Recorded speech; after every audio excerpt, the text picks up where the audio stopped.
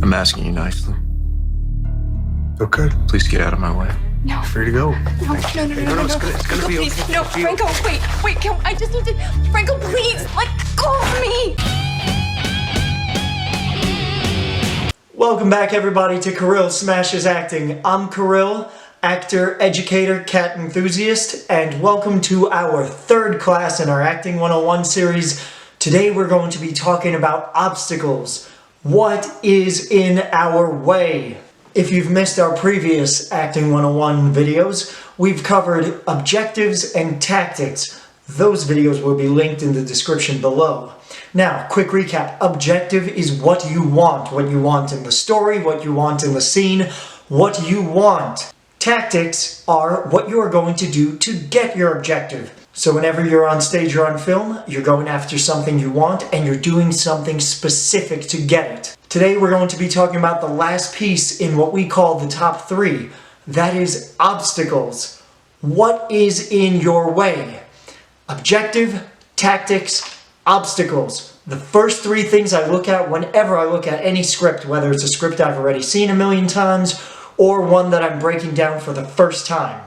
Obstacles are really important because it helps you understand where your character is coming from and how they may choose different tactics to overcome their obstacles. A lot of times actors simplify obstacles too much. They only think of the obstacle as the other character in the scene with them.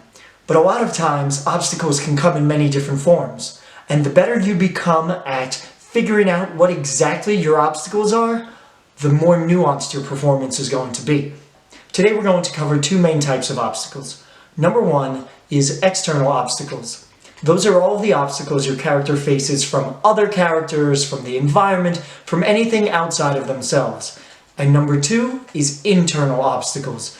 Those are all of the obstacles they face because of their own limitations, whether that's physiological, psychological, or emotional. Let's start by covering external obstacles first.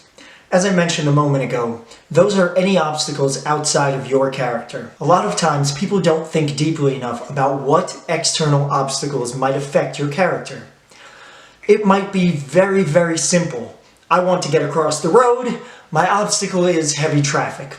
That's simple enough. But there's always room to dive a little deeper when you do your homework. Let's make up a quick scene to help us understand it better. Let's say you're playing a character who wakes up in the morning and has to get to work. They have plenty of time, they have all the breakfast they need, but it's freezing outside. If the play determines that your character hates the cold, or if you, as the actor, determine that your character hates the cold, just getting outside when it's freezing is a huge obstacle for your character to get to work on time. Now that doesn't seem like much if your scene is just waking up and getting ready for work, but that can inform the way you as the character move through the world of the story. Maybe it changes your posture. Maybe it changes your mood. So something as simple as just getting up and getting ready for work could tell the audience so much about how you feel about the world outside if you acknowledge the different obstacles your character may face. Another really simple way to break it down, keeping the same character, let's change the obstacle to being short on time. Your character woke up late, they have to get everything done and they have to get to work on time. Now that we know a new obstacle has arrived, the lack of time, the way that you would move about the world of the story is completely different, simply because now you're in a rush. That might cause your character to drop things or not be as efficient while getting ready. So just the audience watching this character getting through the world would completely change depending on which obstacle we're honoring each time. For another example of external obstacle, let's look at a small play named Romeo and Juliet. For those who have never read it, a young man named Romeo falls in love with a young woman named Juliet. The problem is their families have been feuding for years. So right there's an external obstacle that is completely out of their control. And this one obstacle dictates their behavior for the rest of the play. Whether that's meeting in secret, getting married in secret, having to keep their marriage from their loved ones, simply because of this one giant external obstacle. Now let's turn to internal obstacle. My new foster cat is playing with my resident cat under the door. So internal obstacle is anything within the character that is stopping them from getting their objective. Let's turn to The Lion King to really clarify this point. Now we're here towards the end of the play, after Simba has been called back to Pride Rock to get back his rightful place as king. Initially, he doesn't want to. That's simply because he doesn't think that he could stand up to Scar, and because he still feels guilty for the death of his father.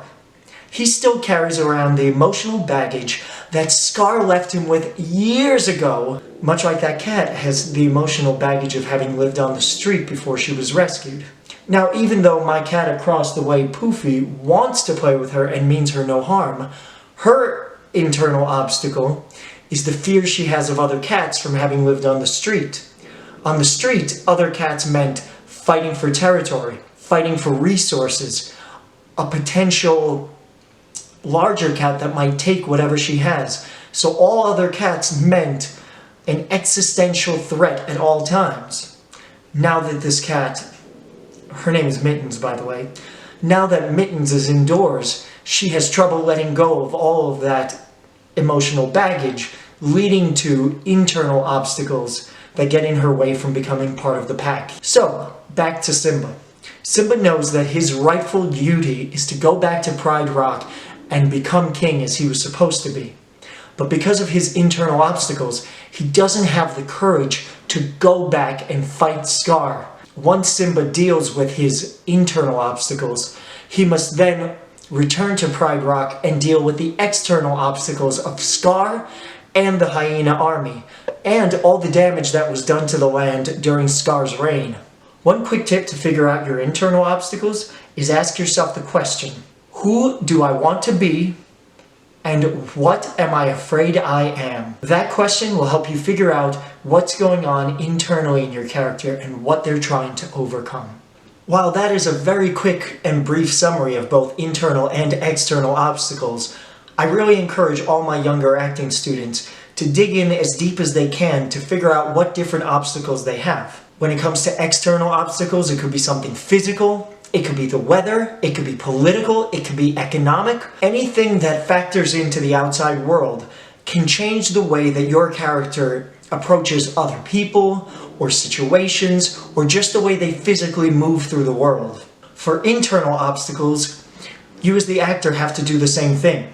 The deeper you could go with understanding your own character's psychology and what's getting in their way, the more specific you can make your tactics throughout the story to really get your objective. Once you figure out the different obstacles that are in the way of your character, you have a much clearer picture of what the psychology of your character is. You have a much better idea of what their point of view is about the world and about other people. You have a much better idea of what their true super objective is, what is the one thing they want in the world, and you have a really great idea of how they see the world around them. Are they threatened by it? Are they encouraged? How do they change day to day or scene to scene based on how the different obstacles affect them?